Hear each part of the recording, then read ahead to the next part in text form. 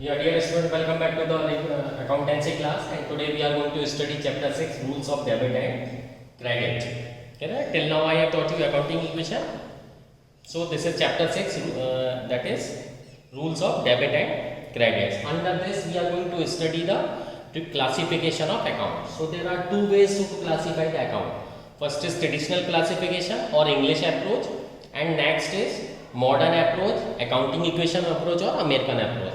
As we have adopted our accounting system from Britishers, so what we follow is traditional classification of account or English approach. So under traditional classification, accounts are classified into two parts: personal account and impersonal account. Okay? So personal account is again classified into three types. First is natural person. Natural person means human beings who are the creation of the God. Therefore, these will include accounts and individual name. For example, my account, your account, okay, our parents, relative, friends account, Ram account, non account. These all are natural person. Next is artificial person.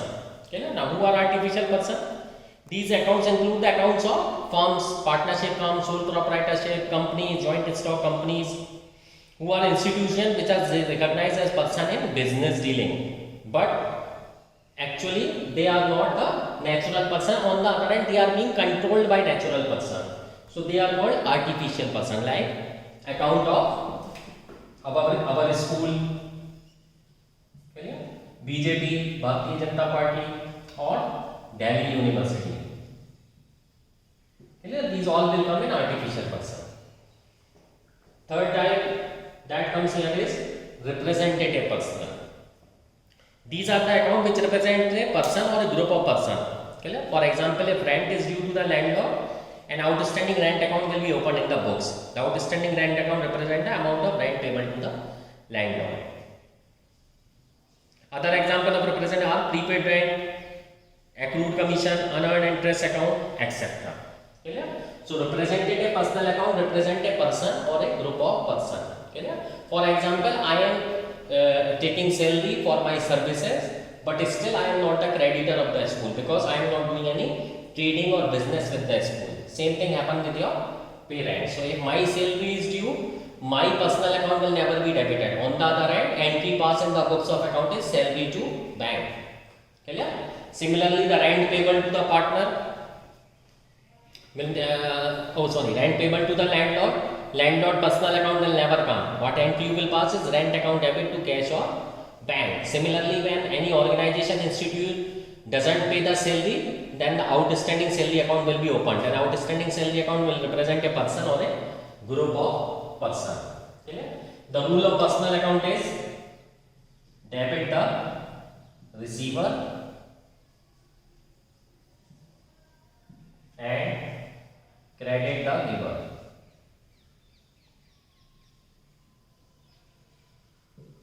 This is the basic rule of personal account. Clear? Debit the receiver. For example, you have sold goods to a person for A. So what entry you will pass? A is the receiver of good. A debit to sales account. This in this way. Similarly, if anybody A has paid the amount to you, then A is the creditor, and what has comes in? Cash has come to you. So cash account debit to A. Debit the receiver and credit the giver. Clear? In this way it is done. But there is exception to this rule also.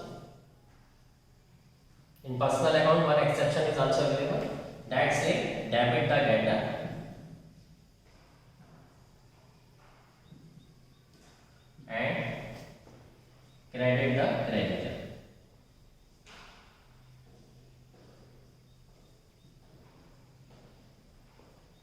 This is the basic rule and this is the exception.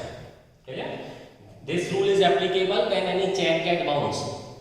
Okay? If anybody has issued a check, payment is done and payment has not been received or check is bound. In that case, you are again going to debit the debtor because that person is still debtor and you have to take money from that. Okay?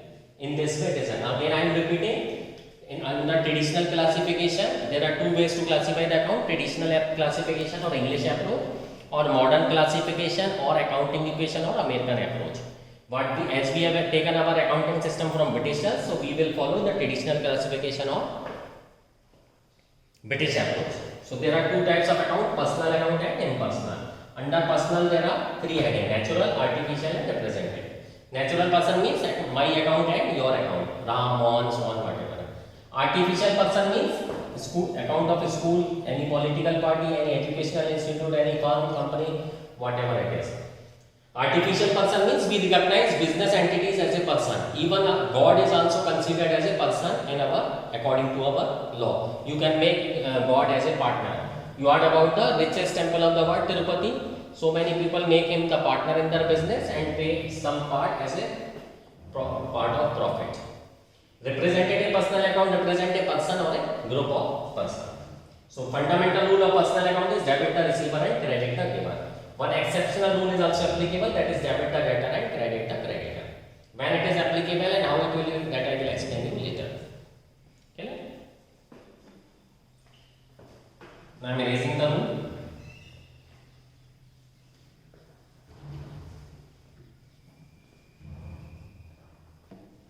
Now under impersonal there are two. Impersonal account are classified in two types, that is real and nominal. Real account is further classified into two accounts, tangible asset and intangible asset. All lifeless properties will come under it, tangible and intangible. Both type of asset will come under real account.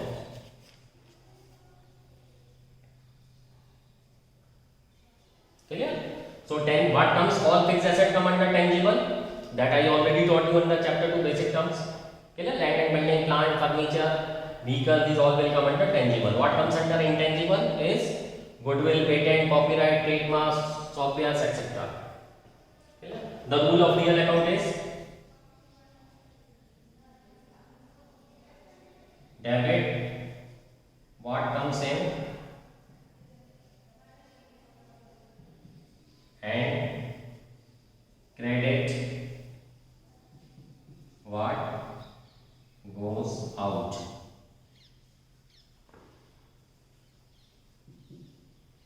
For example, you have purchased an asset or any building or any other type vehicle has purchased. So what entry you will pass? Vehicle account debit, because vehicle has come to you and what has gone? Cash has gone. So vehicle to cash. This is the basic rule. Debit what comes in, credit what goes. There is no exceptional rule to the real account. Afterwards comes our third type, that is nominal account. So again, nominal account is divided into two parts, revenue and expenses. So what is revenue? Amount received from sale of goods. Okay? You can further classify revenue again into revenue received and capital received. Otherwise, there is no need. Okay? Expenses. So nominal account deal with the revenue and expenses. Whatever expenses you are incurring, rent, electricity, salary, these all will come under it. So the rule is debit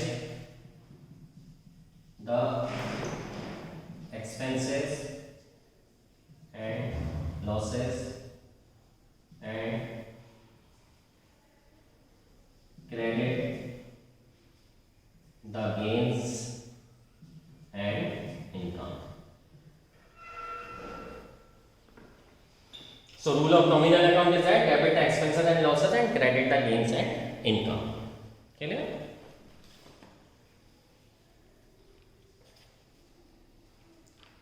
In this way it is done.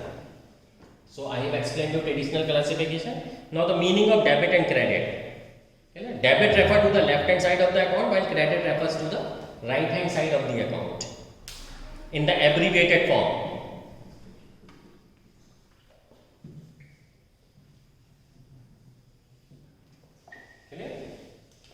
If we prepare an account like this is called the ledger account. Here you will write particulars, amount, particulars, amount. On the top of it you will write what account is there. For example, it is cash account. This side is called the debit side and this side is called the credit side. Generally, left hand side is considered as debit side and right hand side is considered as credit side. We use the word abbreviation debit. DR stand for debit. Okay. On the other hand, C CR stand for credit. One of my student asked me why we use the word DR for debit and on the other hand there is no R included in it. While credit we use CR as an abbreviated form. So as I told you, accountancy was developed it is discovered by Lucas Pecoli in 1493, Venice, Italy. Afterward it has taken several amendments. What I said you just now, that we have adopted the system from Britishers. So significant changes has been taken place, but its original form was in Italy. So the word debit has been derived from the Italian word that is called debere. Clear? And credit has derived from the credere. Clear? So debit, original word of the debit is debere and for credit it's credere. So here R is included, so we are using the word DR, and for credit we are using CR. In English we called it debit and credit. Both debit and credit may represent either increase or decrease depending upon the nature of account. The rules of debit and credit depends upon the nature of account. Rules under double entry system, each transaction has two aspects. One aspect is debit, receiving or incoming, another aspect is giving or outgoing. Debit and credit aspects of the transaction form the basis of double entry. Rules of double entry are formed on the basis of these two aspects in each of the business transactions. These are the two approaches for deciding when to write on the debit side of the account and when to write on the credit side of the account. Which account is to be debited and which is to be credited. That has been decided by the classification of account. Generally, following point should be kept in the mind. The name of the account is always written on the top of the account. Account is divided into two identical parts, debit side and credit side, or left hand side or right hand side. Generally, left hand side is called debit and right hand side is called credit. Date of the transaction is entered in some account. Date column will also come here. Here also.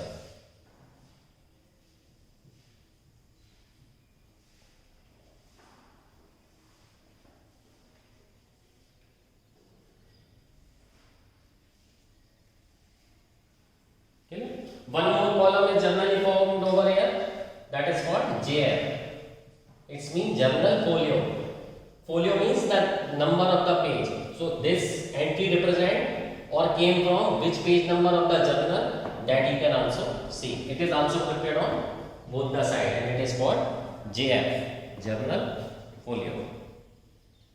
Okay. And at the weekend or month end, these are balance. Total of the debit and credit is there. And wherever it is less, the amount is transferred to that side. If credit is more than the debit, then here you will write to balance sheet. If debit is more than the credit, here you will write by balance sheet. I am telling you the journal, not particularly related to the cash account. Generally, in this way, the balancing. How balancing is done, that I will teach you afterwards. Now, some illustration are given. Clear? I am solving one illustration over here. Afterwards, you have to solve in your register. See example 1.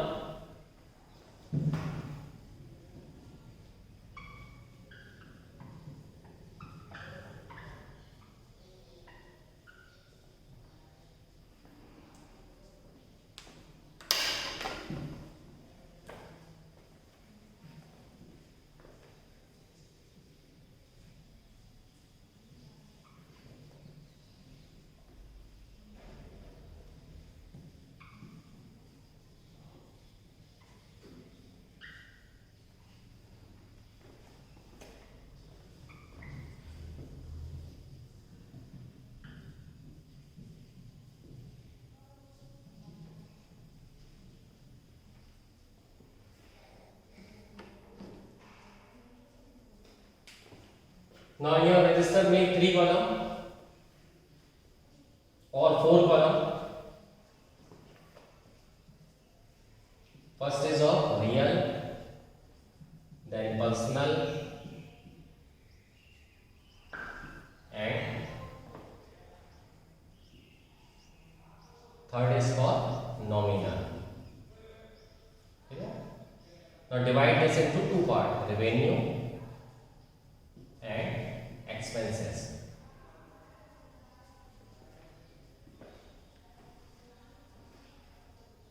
Clear? Now I am solving it over here.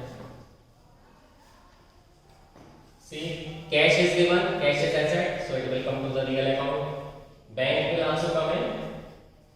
Sorry. Bank is a personal account, so it will come over here. Outstanding salaries again represented a personal account, so you will write here outstanding salaries. Sales is your income, revenue, write it over here. Accrued interest, revenue.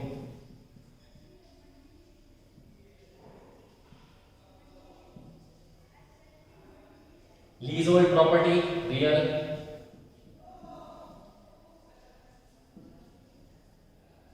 Drawings come in personal.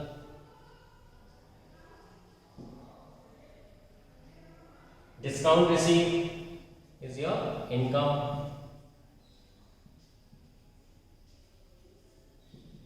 While discount allowed is expense, it will come over here. Bad debts, it's your loss, it's an expense, so they will come here. Bad debts. Purchases, again your expense, so it will come over here. Bad debt recovered is your income, so it will come over here. Bad debt recovered. Plant and machinery is your asset, so that will come to the real account. Capital is your personal account.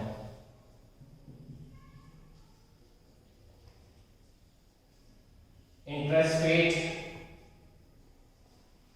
is your expense.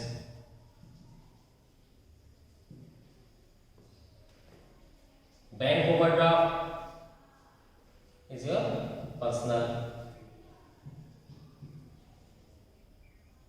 Prepaid rent is your asset, so it will come here.